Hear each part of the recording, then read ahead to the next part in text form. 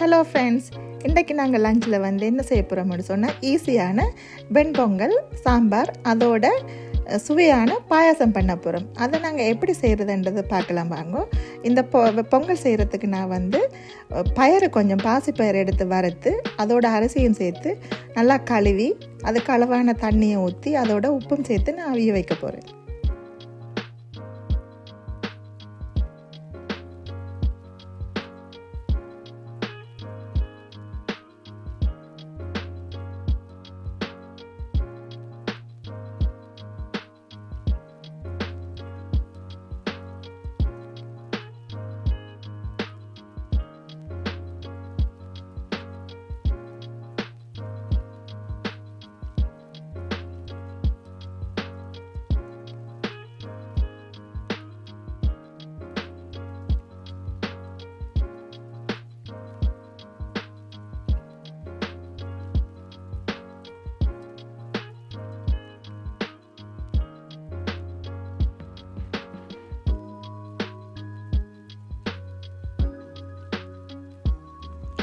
இப்போ இந்த அரிசியும் பயரும் நல்லா வெந்ததுக்கு பிறகு இது ஒரு 15-20 நிமிஷம் வரைக்கும் நான் விட்டுருப்பேன் இந்த அரிசியும் பயரும் அவிகிறதுக்காக. அதுக்கு பிறகு நான் தேங்காய் பால் சேர்க்க போகிறேன். தேங்காய் பால் சேர்த்ததுக்கு பிறகு இது ஒரு கொஞ்ச நேரம் ஒரு 5 நிமிஷம் நாங்கள் விட்டுட்டு இதை இறக்குறதா வேலை. இது பெரிய வேலையெல்லாம் கிடையாது. நீங்களும் இதே மாதிரி பண்ணி பாருங்க. வெள்ளிக்கிழமையில் இது ஒரு நல்ல ஒரு சுவையான சாப்பாடாக இருக்கும்.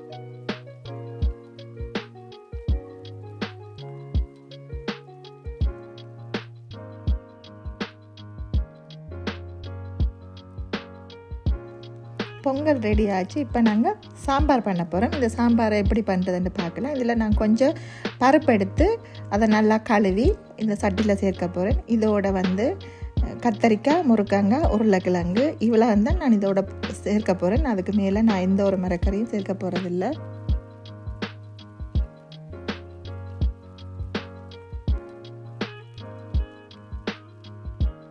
இப்போ நாங்கள் எடுத்து வச்சிருக்கிற மரக்கறியில் வெட்டி அந்த பருப்போட சேர்க்க போகிறேன். முதல்ல கத்தரிக்காய் வெட்டி சேர்க்க போகிறேன். இதில்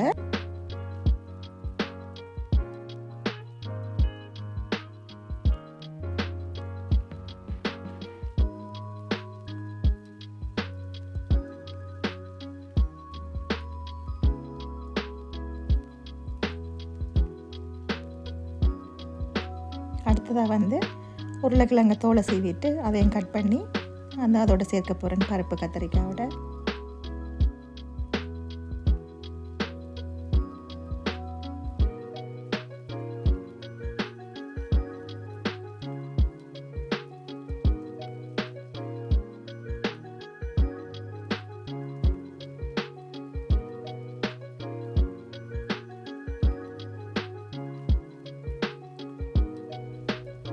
இதுக்கு இப்போ நான் கொஞ்சம் வெங்காயம் சேர்க்க போகிறேன். இந்த வெங்காயத்தை வெட்டி அதோட சேர்த்துட்டு அதுக்கு பிறகு கொஞ்சமாக உள்ளி, வெள்ளைப்பூண்டு அதை தோலை உரிச்சிட்டு முழுசாக நான் போட போகிறேன். ஒரு கொஞ்சம் முழுசாக போட்டுட்டு அதுக்கு பிறகு முருங்கைக்காய் சேர்க்க போகிறேன்.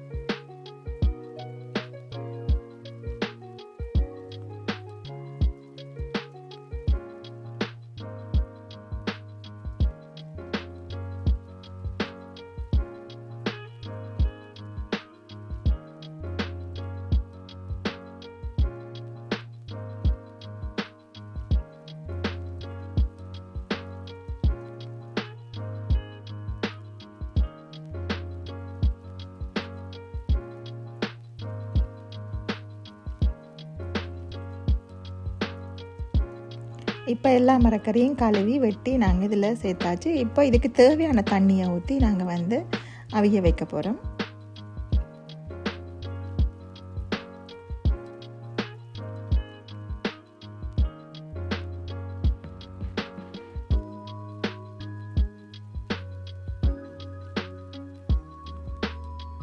இதில் நாங்கள் கொஞ்சம் உப்பு சேர்த்து அவிய வைக்கிறதுக்காக ஒரு மூடியை போட்டு மூடி வைக்க போகிறோம்.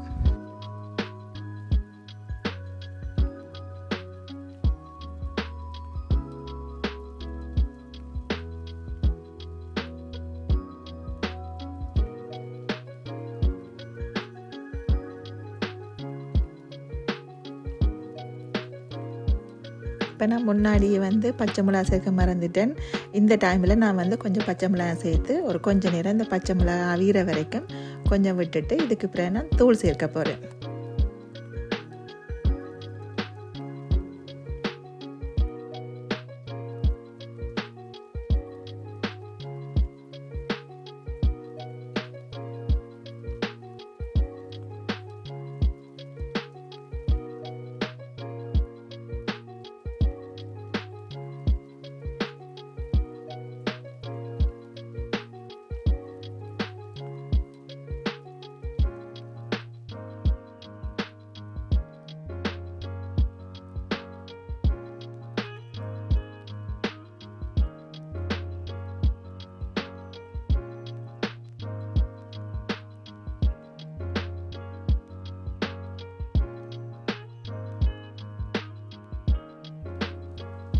கறி பவுடர் சேர்த்ததுக்கு பிறகு 1/2 டேபிள் ஸ்பூன் சாம்பார் பொடி சேர்க்க போகிறேன். அதோட தேவையான அளவு பாலும் விட்டு தேவையான அளவு புளியும் சேர்த்து கொள்ள போகிறேன்.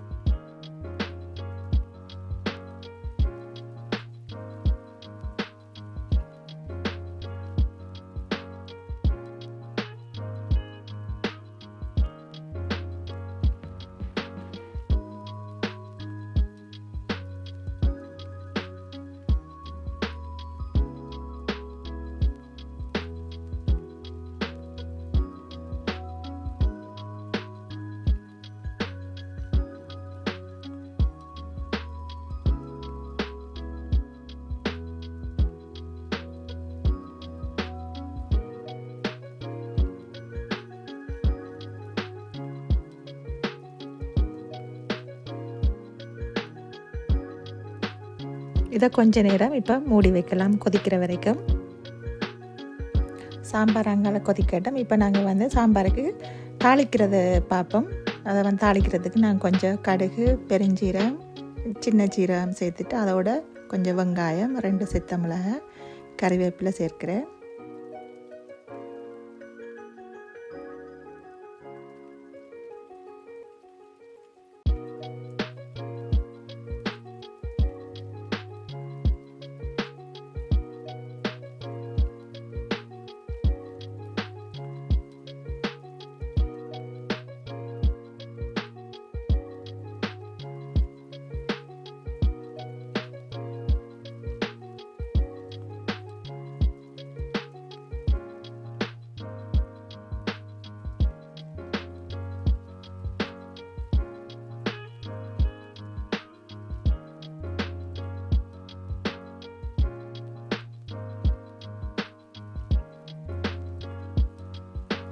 இந்த வெங்காயம் ஒரு 3/4 வாசி வதங்கினதுக்கு பிறகு ஒரு தக்காளி எடுத்து வெட்டி இதில் நான் சேர்த்து இந்த தக்காளியும் வதங்க விட போகிறேன். வதங்கினதுக்கு பிறகு இதை தூக்கி சாம்பாரில் போடுறது. இதுதான் இந்த சாம்பாருக்கு இவ்வளவு தான் வேலை.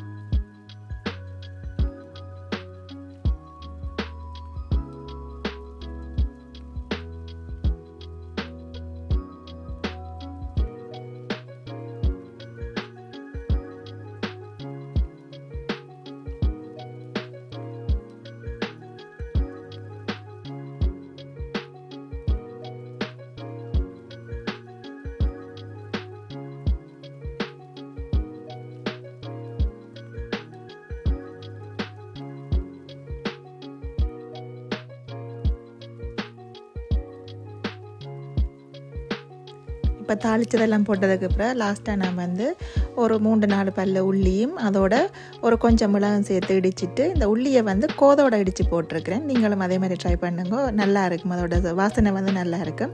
கடைசியில் வந்து கொஞ்சம் கருவேப்பிலையும் போட்டு இறக்க போகிறேன். அவ்வளோதான் இந்த சாம்பார்.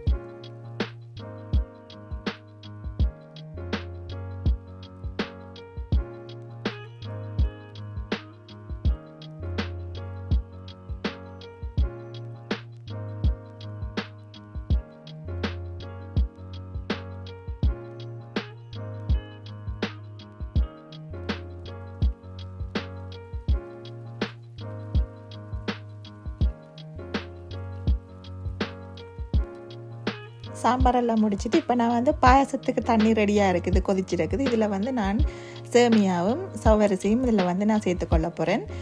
நான் எனக்கு தேவையானதை போட்டுக்கொள்கிறேன். நீங்கள் உங்களுக்கு எவ்வளோ வேணுமோ அளவெல்லாம் உங்களோட அளவுக்கு ஏற்ற மாதிரி நீங்கள் போட்டுக்கொள்ள. நான் எனக்கு எங்களோட வீட்டுக்கு எவ்வளோ தேவையோ அதைத்தான் நான் செய்கிறேன்.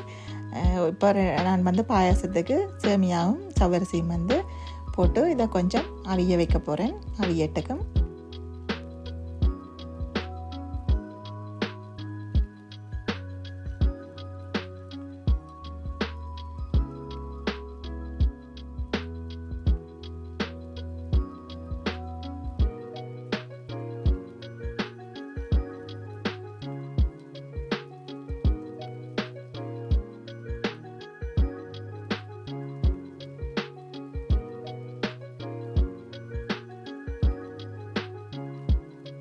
இப்போ இந்த சவ்வரிசிக்கு தேவையான அளவு சுகர் சேர்த்துக்கொள்ள போகிறேன் நான்.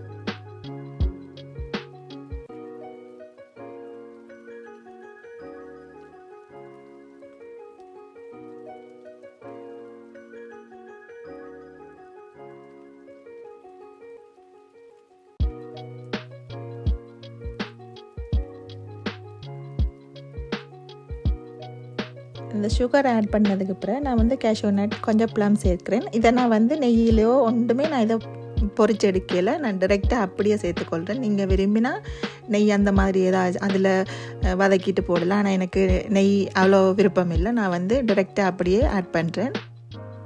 இதுக்கு பிறகு தேவையான அளவு தேங்காய் பால் கொஞ்சம் நான் சேர்த்துக்கொள்ள போகிறேன்.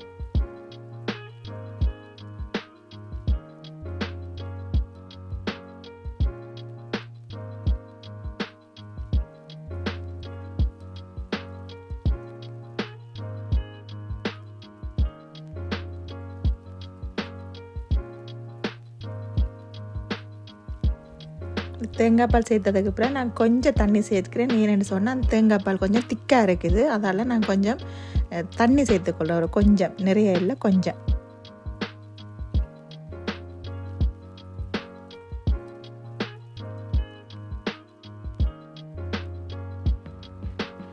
இப்போ வந்து நான் ஃப்ளேவருக்காண்டி வெனிலா சுகர் கொஞ்சம் போடுறேன். இது வந்து கட்டாயம் அந்த மாதிரி இல்லை, என்னட்ட இருந்துச்சு, அதால் வந்து இதை நான் கொஞ்சம் சேர்த்துக்கொள்கிறேன். இந்த பால் பாயசம் வந்து நிறைய விதமாக நிறைய பேர் செய்வினம். வந்து நான் என்னோடய ஸ்டைலில் எனக்கு தெரிஞ்ச மாதிரி தேங்காய் பால் வச்சு ஈஸியாக செஞ்சுருக்கிறேன். இந்த பாயசத்தை வந்து ஒரு 10 நிமிஷத்துக்குள்ளே நீங்கள் உடனே செஞ்சு முடிச்சிடலாம். உங்களோட வீட்டுக்கு யாராச்சும் வாராங்கள் அந்த மாதிரின்னு சொன்னால் ஈஸியாக பண்ணலாம். கடைசியில் வந்து நான் கொஞ்சம் ஏலக்காய் சேர்த்துட்டு இந்த பாயசத்தை இறக்க போகிறேன்.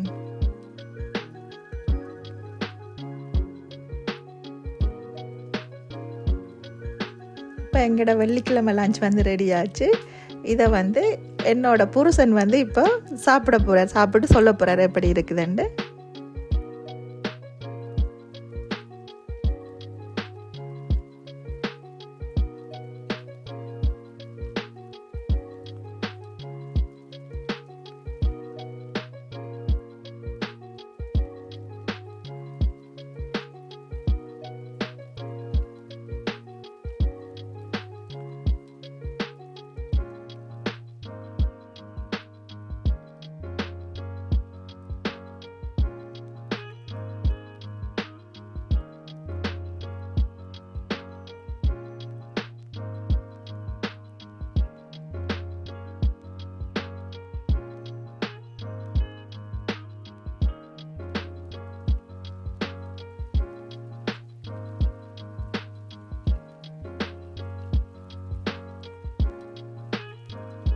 நிஜமாகவே இது டேஸ்டியான ஈஸியான ஒரு லஞ்ச். நீங்களும் இதே மாதிரி ட்ரை பண்ணி பாருங்க. இந்த வீடியோ பிடிச்சிருந்தா லைக் பண்ணுங்க, கமெண்ட் பண்ணுங்க, ஷேர் பண்ணுங்க, மறக்காமல் சப்ஸ்கிரைப் பண்ணுங்க. இன்னொரு வீடியோ ஒன்றில் உங்களை நான் சந்திக்கிறேன். பாய் பாய்.